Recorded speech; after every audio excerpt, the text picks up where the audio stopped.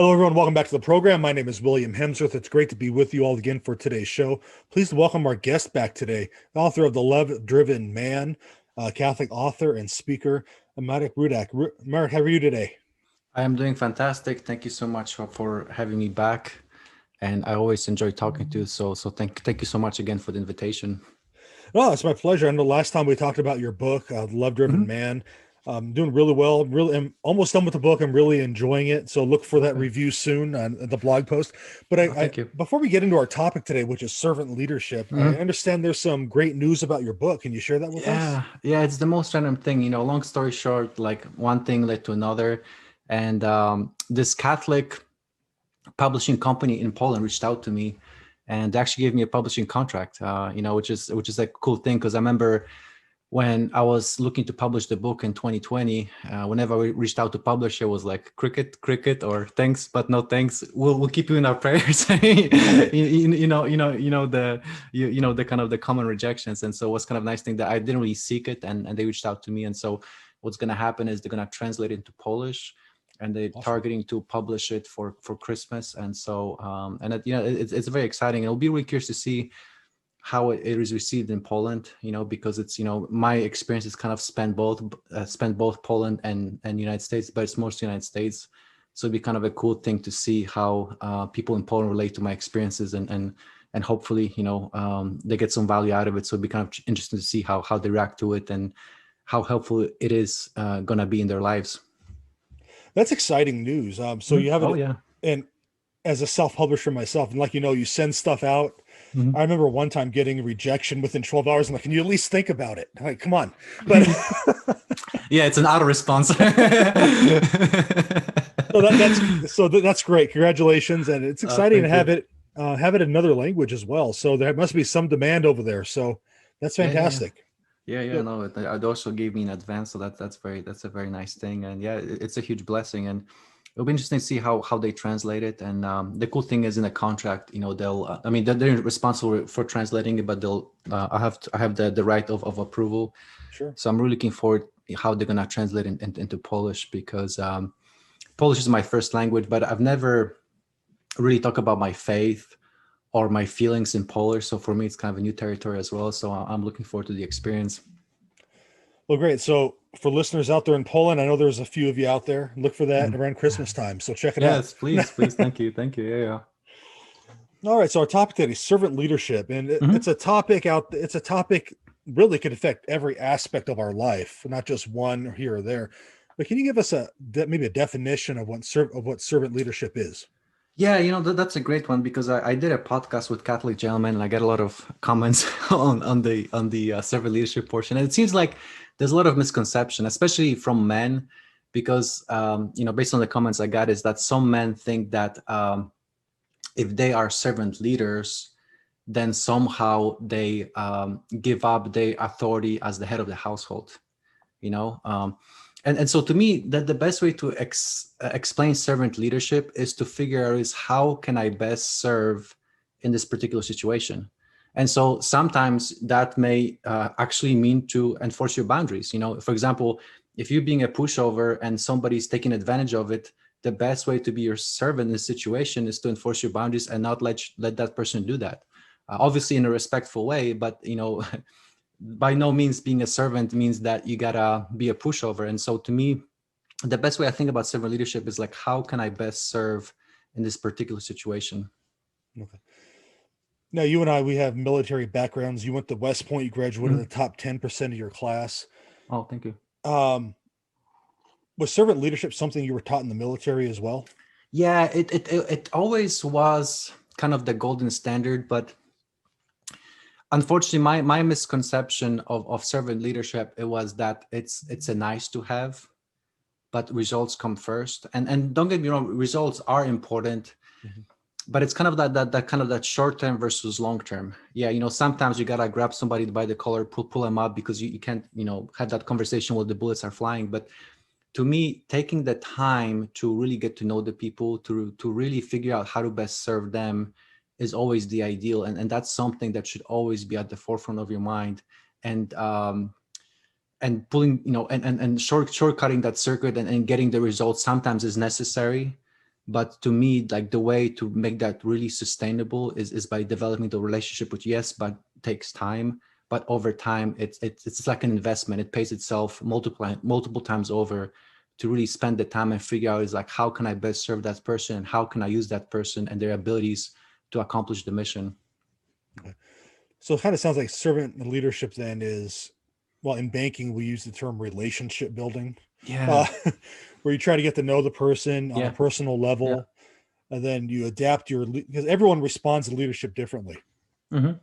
So I guess how would servant leadership help us identify different ways of how we have to lead? Yeah, sure. So I actually have some notes, and I'm kind of, oh, you can see. But anyways, I'm kind of like the person that I always try to like, use that paper. So I kind of have, it's kind of little scribbles, but it should be enough for me to be able to read it. So what I did is I identified 3 areas. One of them is God, which is up. The other one is inside, which is ourselves, and then the other one is outside. So let's start with God, and please feel free to push back, because I feel like there's a book brewing. So don't hesitate to challenge my ideas. Right. So for each one of these areas, I kind of come up with 2 main ways to do it, and then at the end, hopefully, if time, we can talk about KPIs, because obviously, at the end of the day, you gotta know if it's working or not, and if you need to make adjustments. So, Sure. The first one, the most important one, is God, because being a servant leader is hard. I mean, it's hard. I mean, obviously, the best example is of servant leadership is Jesus, and even Jesus in the Garden of Gethsemane, he was really hurting. He was sweating blood. I mean, like both me and you, I'm sure, we've had our tough situations as well as our listeners, but did it ever come to the point of sweating blood? And he was somebody who was fully man and fully God, and was still struggling to become the ultimate servant leader of them all. And it's hard. And so that's why we really need God's intercession when it comes to patience, courage, and our ability to persist, because it's hard. And so to me, like when it comes to God, the 2 main points that help me as a leader and help me to teach other people to become servant leaders is, the first one is prayer. And what it comes down to is, don't make perfect the enemy of good. You gotta start with where you are. So, if you're praying every other day, try to grow your prayer life, do it every day. And sometimes what happens, we do have a prayer routine, but it becomes stale. It almost kind of becomes like a ritual. We just kind of go through the motions. So if that's you, then figure out ways where you can reignite your prayer life. Maybe it's the beautiful thing about us as Catholics, we have so many different prayers. We can go to adoration, we can pray the rosary, chapel, you name it. There's plenty of it. So just find something that you can be consistent with, and try to grow it a little bit at a time, and always figure out, hey, is this prayer, is my prayer life bringing me closer to God? If yes, that's fantastic, keep it up. But if not, or if you feel like you're ready for more, don't hesitate to change that up, because to me, relationship with God is like it's like energy. There's just no way we can do it our own. I mean, we can, but it's we can only go for so long. And so that's why it's very important to have that constant communication with the Lord, and making sure that it's consistent. So that's one thing. And the second thing that's also very important in my mind is to really getting to know the scripture, because I'm a product of Catholic education. In Poland, I always had religious classes. I went to a Catholic high school in the United States, fantastic education. But if you ask me about scripture, I'd be like, it's scripture. Like, well, what do you want? I knew a lot of facts, but I just didn't know how it connected everything. So I think it's very important to really understand the story, the main themes. Obviously, we all have our lives. We have all responsibilities. We might not have the time to become the PhDs, but let's not make perfect the enemy of good, and figure out that backbone of the scripture to see how it connects. So for me, was really helpful is taking Jeff Cavins' course, the Bible Adventure series. But nowadays, it's actually even easier than ever. Now we have the podcast, and much things that podcast with Father Mike Schmitz is based on that, Bible timeline. And it's obviously it's a good thing to read commentaries, reads about the saints, but we have to dig into the scripture, and we have to really be comfortable with it and really understand how it fits in. Because the beautiful thing about the scripture is that as you really get to know the scripture, you find yourself in those stories. Those stories will become your stories, and through those stories you'll be in a much better position to have the strength to become the servant leader. So that's really the first one. So it's God. and more specifically, growing prayer life and getting to know the scripture. Well, what are your thoughts so far, Will? No, I think that's a great point. I think with prayer and scripture, it's kind of like getting back to basics, because everything flows from God, and we have to be connected through God. God gives us so much, and when we're connected with Him, we're connected to His love, His mercy.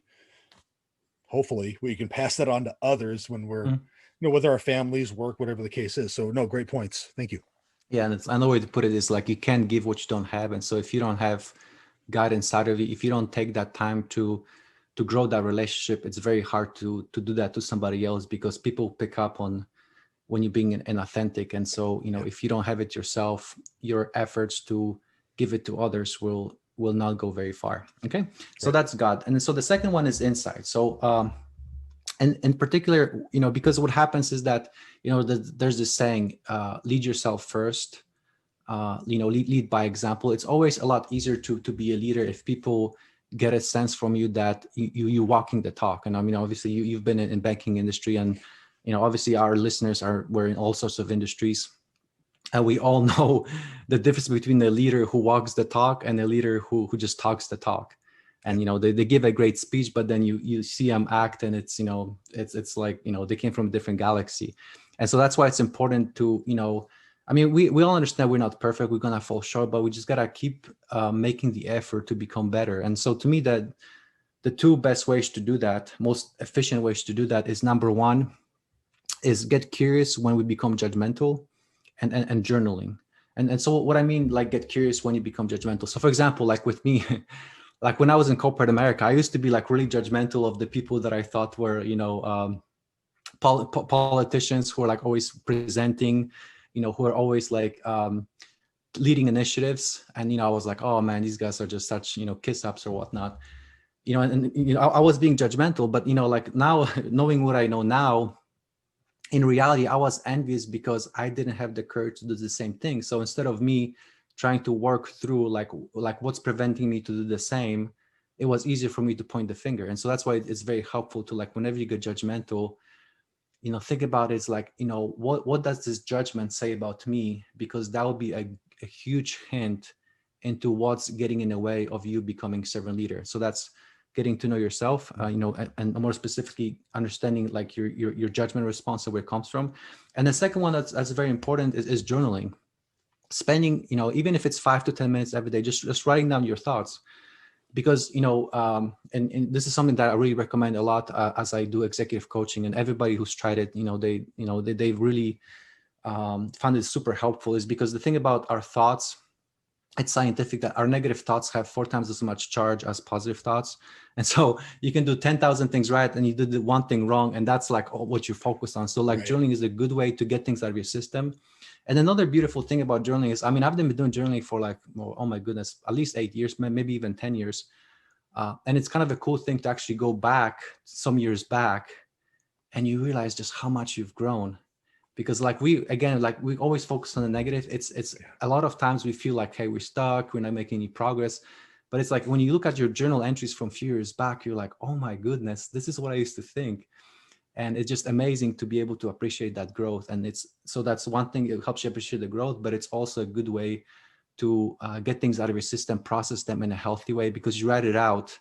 It's almost like it uses its grip, because it's if in your mind, it keeps bouncing. And then when you write it out, you give a good pathway of these negative thoughts on the piece of paper. And it's kind of like a workout where the more you do it, the more resilient you become, the more aware of your thoughts you become, and the more you are in a position to be able to do something about it. And so what are your thoughts, Will? I feel like you're talking to me on these two. Oh, okay. All right, let me see that journal, Will. That's the thing. I haven't done it, and that makes so much sense. So I definitely need to start doing that. And like you said with that last point, you can do 10,000 things right, but with that one thing you do wrong, that's what you dwell on. And that's my wife. That's what I do. I'll obsess over it, and it gets me down until something else happens. So definitely I got to start journaling. That's a great point. So thanks for sharing that. Yeah. And so like, for example, when you journal about this, because a lot of times the things we don't understand or we control us. And so like when you write things out, you realize that it's not as bad as you think. And a lot of times the reason why you think it's so bad is because you don't want to think about it, you push it away. But when you spend the time to actually look into it, write it out, get curious about it, you realize, man, what's really the big deal? And really the big deal was the fact that you just weren't willing to go in there. So I highly recommend it. Yeah.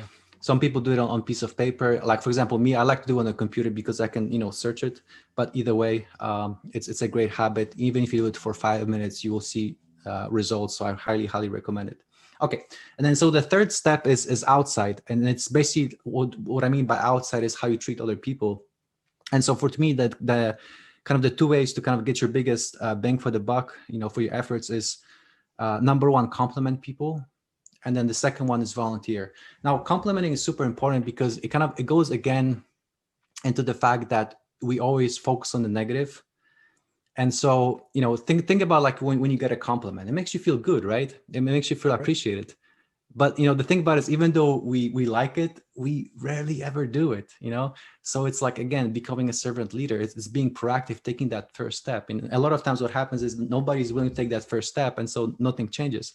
And so if you, there's this one quote by Gandhi, become the leader that you wish you had. And so like, what better way to be a servant leader than demonstrate the very behaviors that you would like to see more of yourself. And the cool thing about it is that it works both ways, because when you compliment the person, it automatically wires you to be more cognizant of other people's good behaviors.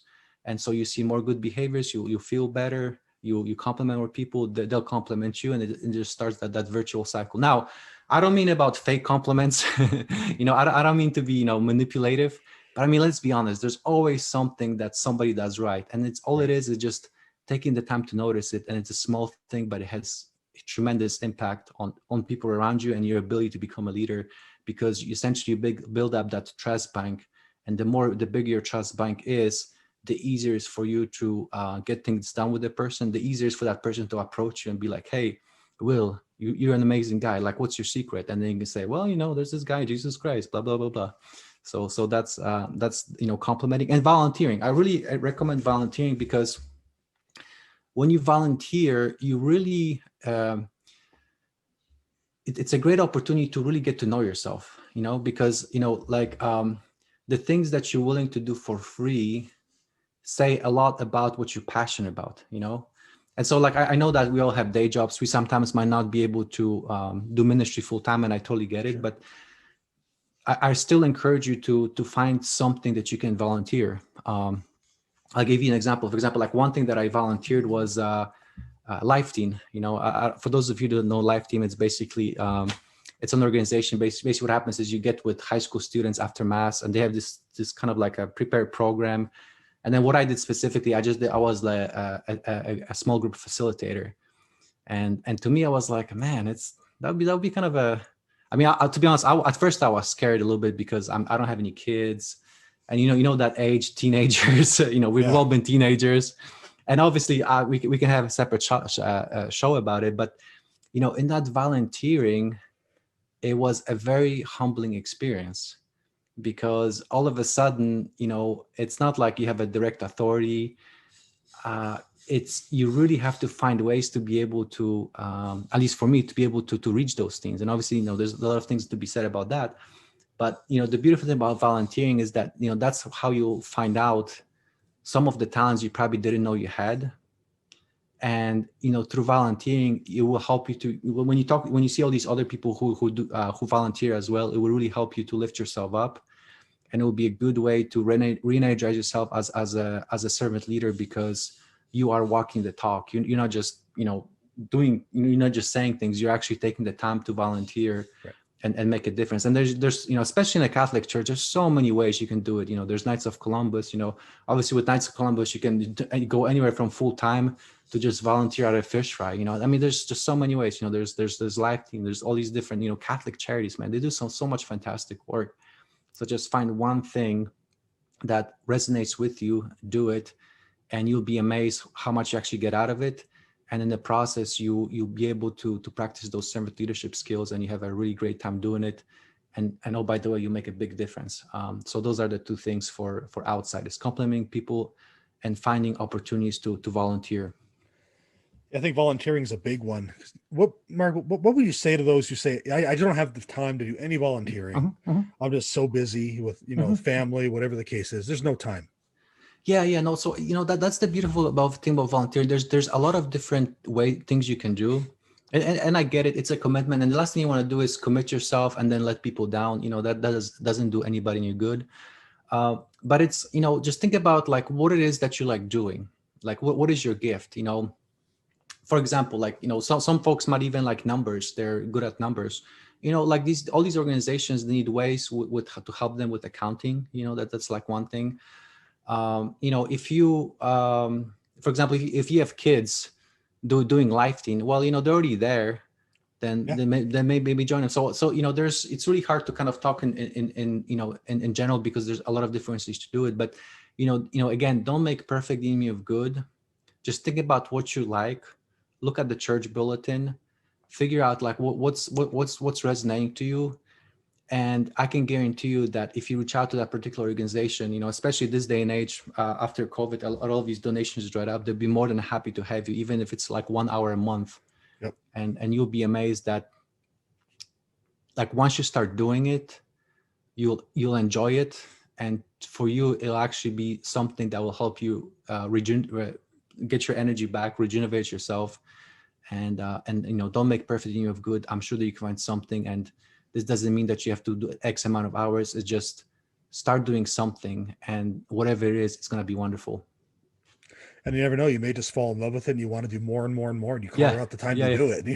Yeah. And I think that's what's going to happen, but I didn't want to say it because, sometimes, how our brain works. We always find excuses from doing something uncomfortable. They're like, well, it's like, okay, yeah, I don't want to, overcommit, and it's like, and it's one of those things, it's like, it's an act of love. It's like, once you fall in love with something, it becomes easier, So just find something you enjoy, and if you fall in love with it, you'll make it work.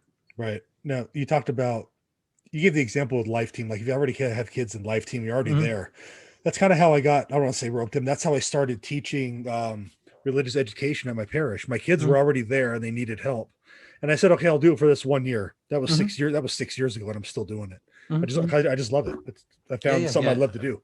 So and I know that you like apologetics, and I'm telling you, like, this is my opinion, but to me, witnessing to teens is like the most special forces commando thing to do in the Catholic Church. I think that's the hardest group to evangelize. So if you learn to do it, and if you just survive it, I'm telling you, it's gonna change the way you're gonna be able to witness to other people. I mean, to me, it's like kind of like the most hardcore way to evangelize.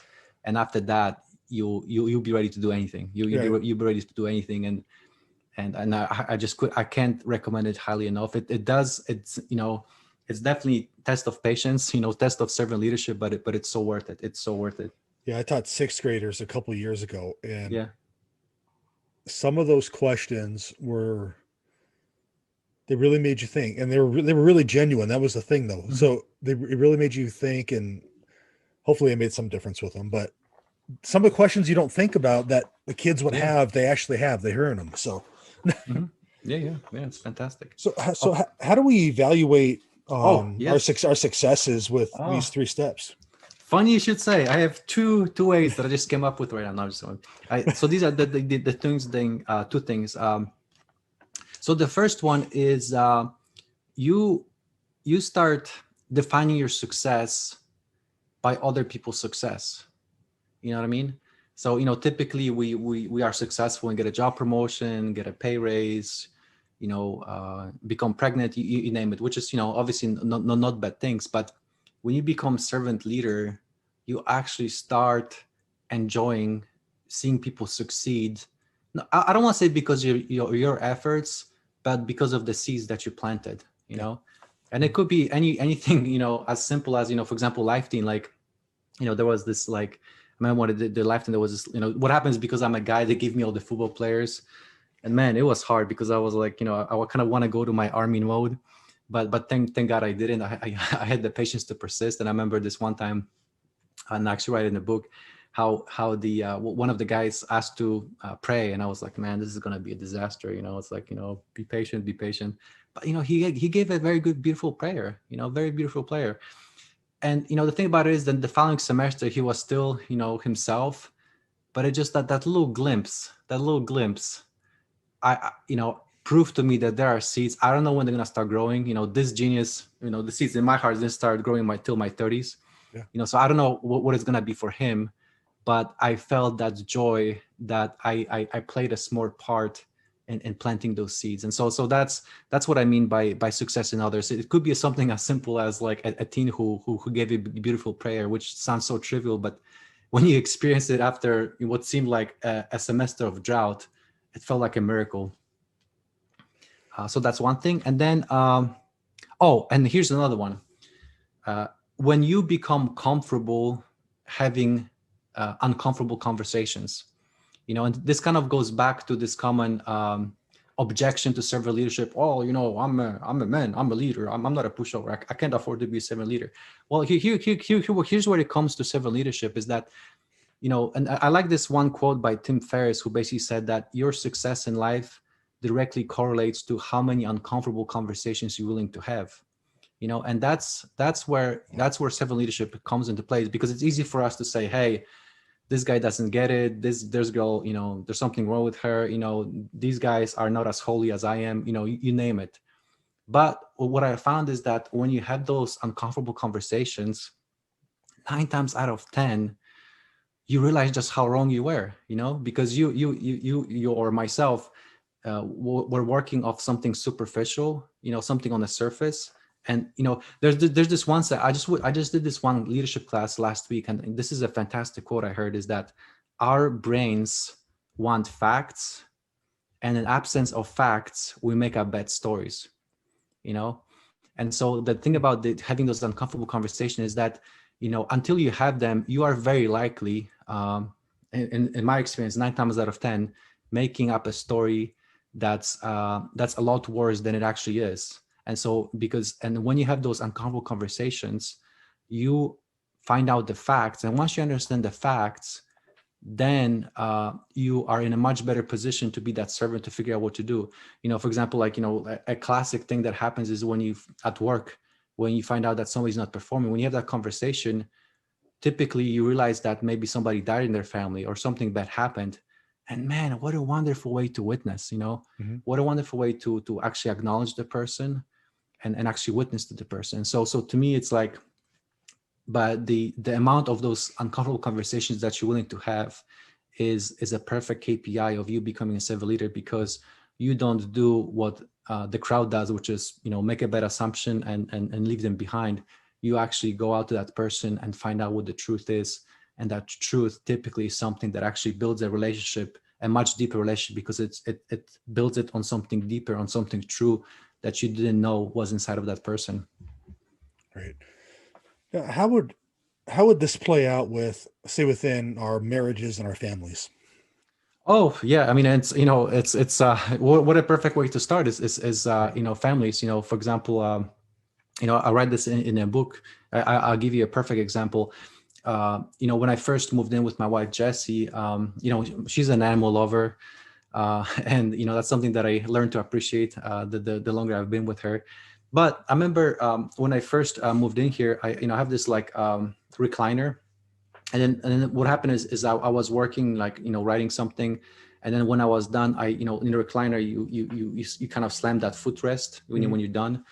And then Jesse told me, it's like, well, be careful, honey, because I don't want you to hurt our cat, and to me, it was like, well, the cat's nowhere near. Like, to me, I took it as an insult. Like, it's well, like my first reaction was like, well, you think I'm some kind of an animal abuser that, I mean, I know that the cat's not here. So like, why are you nitpicking at me? I mean, I didn't say it, but that's where I'm coming from. Sure. And, for like the rest of the day, I was pretty upset. I kind of, did the average man thing, which is go to the cave. And so like, if this was my previous relationships, that would be something that would just, eventually tear up our relationship, because, I have this mindset that, hey, she thinks that I'm some kind of an animal abuser, just goes downhill from there.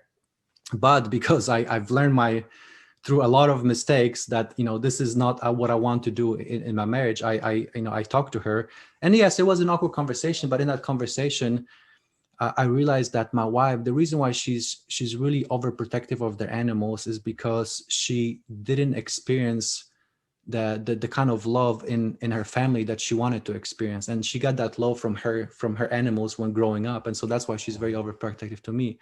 And then I explained to her that it's like probably the reason why I make that connection to bad is because I grew up in a very critical household, and so to me, I just got so used to being criticized, and every time I hear criticism, I became oversensitive. And here I am, 30 years later, I'm it's this still, even though I'm better at it, it's still that initial reactions typically brings me back to my childhood home, that hey, this person is attacking me, And so once we had that conversation, I better understood where my wife comes from animals, when it comes to like animals.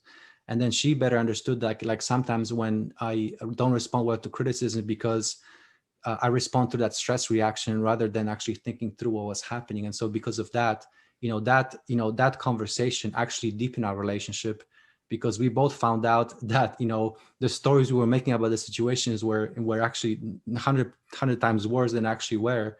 And because we were willing to have those uncomfortable conversations, our relationship deepened and our love deepened. And it helped us to prevent other arguments down the line. Great. Now, Marek, what's next for you and your ministry? What are you up to next? Yeah, it's a good question. It's I'd be lying to you if I told you that I know exactly what I'm doing. With the ministry, I'm just taking one step at a time. So I love collaborations. Like one thing that I wish Catholic Church did more of is this kind of like grassroots collaborations. Obviously, like at the high level, the kind of the quote unquote Catholic celebrities, they collaborate all the time. But it seems like it's kind of like the glass ceiling, and a lot of times we just assume that, hey, we can't do anything because we don't have the reach, the support, the resources, whatever. And so like what my passion is now is to try to figure out like how to encourage those collaborations at the grassroots levels. And so one thing that I'm doing with a mutual friend of ours, and DeSantis, is tomorrow we're doing a workshop on how to lead as a Catholic at a workplace. So, we got about 65 people signed up. So that's fantastic. Great. So we'll see how it goes. And if there's a positive reception, my plan is to do it every month. I do about 100 hours of executive coaching these days, so I can do these workshops like that. But, it'll be interesting to see like how the public receives it.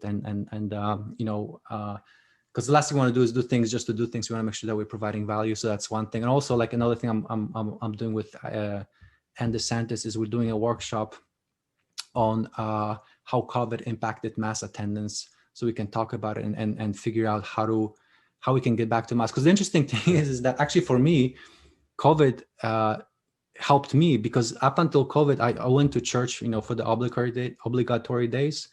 But this past Lent, I made a commitment to go to daily mass every single day. And just like pretty much everything I've committed to do in Lent, afterwards, I was like, man, this is actually pretty good. Let me do some more. So nowadays, if I don't have an appointment in the morning, I go to daily mass and actually enjoy it. And so that's one thing we're gonna work on is doing those workshops. So those are the kind of the two most immediate things. There's some other things, kind of formulating in the front, but it's kind of too fuzzy yet to describe it. But really, kind of in a nutshell, it's just doing those grassroots collaborations, because how amazing would it be if more people stepped up and found ways they can serve. And what I found, obviously we both appreciate from the military, it's always a lot easier to serve if you have like-minded people in your corner. And so Absolutely. So I'm trying to figure out like how to do some leadership with collaborations to make an impact at the local level, and not, it's kind of like going back to that JFK quote. It's like, ask not what the church can do for you, but what you can do for your church, if you will. Hey, it's so true. So where can our listeners get a hold of you and reach out to you if they have any questions or want to learn more about you? Yeah, sure. So the best thing to do is go to my website, which is marekrudak.com. It's all in one word.